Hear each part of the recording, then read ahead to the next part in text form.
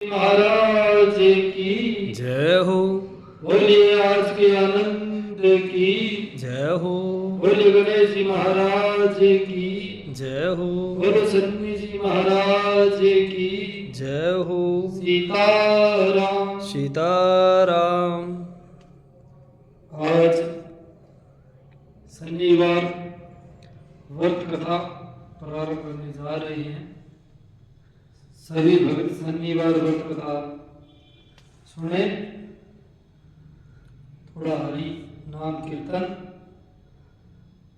सीताराम हनुमान सीताराम हनुमान सीताराम हनुमान सीताराम हनुमान सीताराम हनुमान सीताराम हनुमान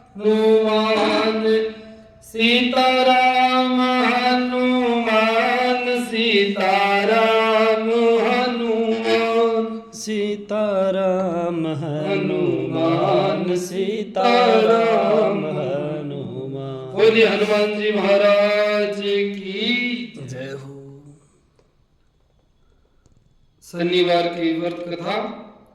एक दिन 7 ग्रह सूर्य चंद्रमा मंगल बुध बृहस्पति शुक्र शनि बैठे हुए इस बात का विवाद छेड़ बैठे कि समस्त ग्रहों में कौन सा ग्रह सबसे बड़ा है। इसका निर्णय करने के लिए सभी ग्रह राजा इंद्र के दरवाजे पर उपस्थित हुए।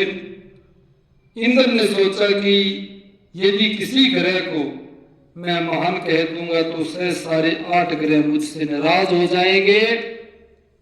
इसीलिए मैं हाथ जोड़ कर कहने लगा, हे देवगणों, मैं आप लोगों का निर्णय करने में असमर्थ हूं, इसलिए आप पृथ्वी पर राजा विक्रमादित्य के पास जाइए। वे बड़े न्यायप्रिय राजा है। देवताओं का इंद्र की बात जच गई। वे सभी विक्रमादित्य के दरवाजे पर उपस्थित हुए। उन दिनों में विक्रमादित्य उज्जैन में राज्य कर रहे थे। सभी देवता जब उनके दरवाजे में आए तो वे उनके स्वागत में सावधान खड़े हुए और उनसे दर्शन देने का उद्देश्य पूछा, ये जानकर कि मुझे इनमें से किसी एक को बड़ा और किसी एक को छोटा बताना है।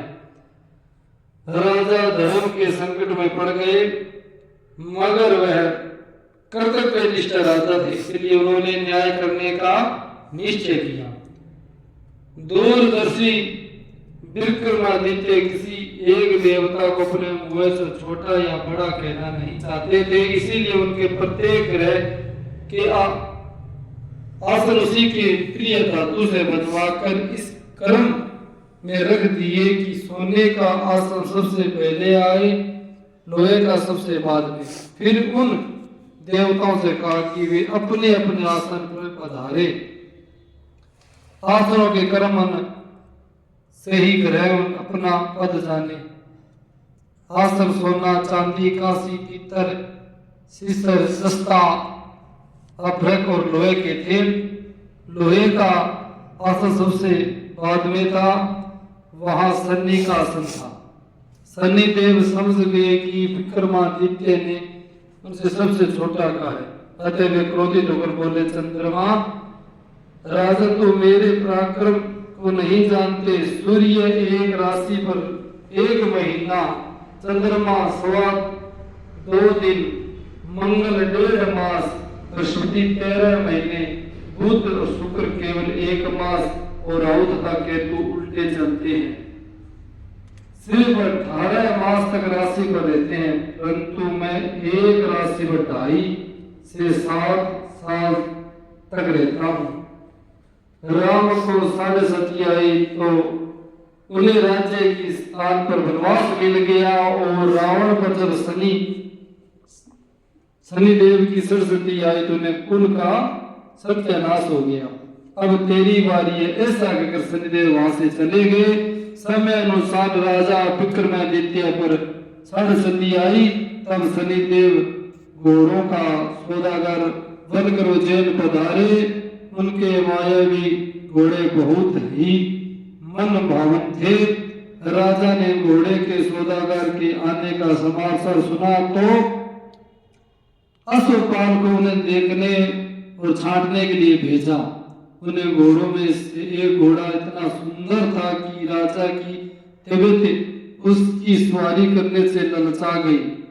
राजा जैसे घोड़े की पीठ पर बैठा वैसे ही घोड़ा हवा में बातें करता हुआ ऐसे दौड़ा कि कुछ क्षण में राजा को एक बिहेड़े जंगल में पहुंचाकर देखते देखते अंतर्ध्यान हो गया। अब तो राजा विक्रमादित्य जंगलों में मारे मारे फिरने लगा। भटकते भटकते एक नगर में पहुंच गया। वहां उनकी भेंट नगर सेठ से हुई। सेठ ने भूखा प्यासा देखकर खाना खिलाया और दुकान पर एक और बैठ जाने दिया। शनिदेव महाराज की कृपा से उस दिन सेठ को खूब आमदनी हुई। सेठ ने राजा को भाग्यवान पुरुष समझकर अपने वहां रखने का फैसला किया। सेठ राजा को अपने घर ले गया।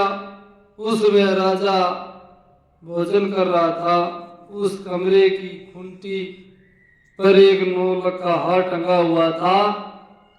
राजा की जैसे ही उस पर नजर पड़ी, खूंटी उस हार को देखते देखते निकल गई।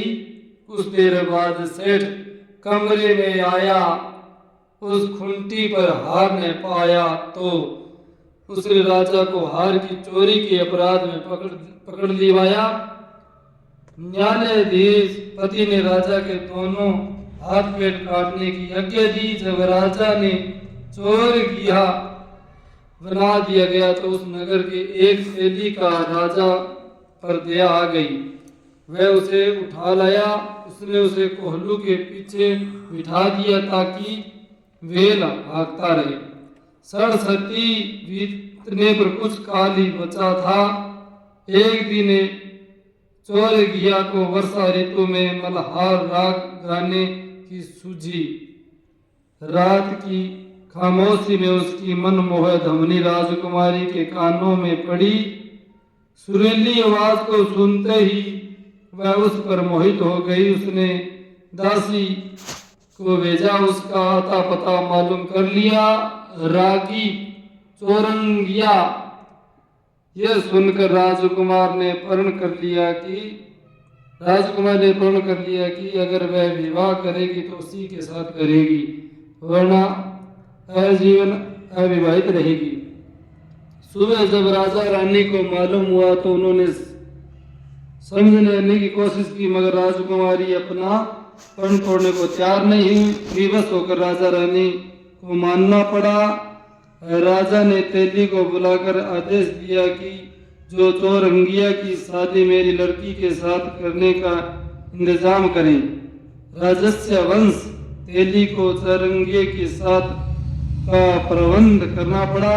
राजकुमारी और चौरंगिया का विवाह कर दिया गया। वह 7.5 की अंतिम राशि थी। उस रात के आधा बीतते ही चौरंगिया को शनि देव सपने में दिखाई दिए और बोले, राजन तूने मुझे छोटा कहने का दंड पा लिया है। राजा ने हाथ जोड़कर क्षमा मांगते हुए शनिदेव से प्रार्थना की कि जैसे दुख आपने मुझे दिया है भविष्य में ऐसा दुख किसी और को नहीं दीजिए। शनिदेव ने राजा की प्रार्थना स्वीकार कर ली। आंख खुलने पर चौरंगिया ने देखा कि उसके हाथों दोनों पैर बिल्कुल ठीक हो गए। प्रातः काल उठकर राजकुमारी ने भी जब अपने पति को पूर्ण स्वस्थ देखा तो उनकी प्रसन्नता खुशी की सीमा न रही। राजा भी ये जानकर बहुत खुश हुए। होते होते यह समाचार नगर सेठ को भी मिला तो उसने भी विक्रमादित्य की सेवा में उपस्थित होकर क्षमा मांगी और उन्हें अत्यंत सम्मान के साथ अपने घर खाने पर लाया गया। राजा विक्रमादित्य जब खाना खा रहे थे तब लोगों ने आश्चर्य देखा कि खूंटी हार उगर रही थी।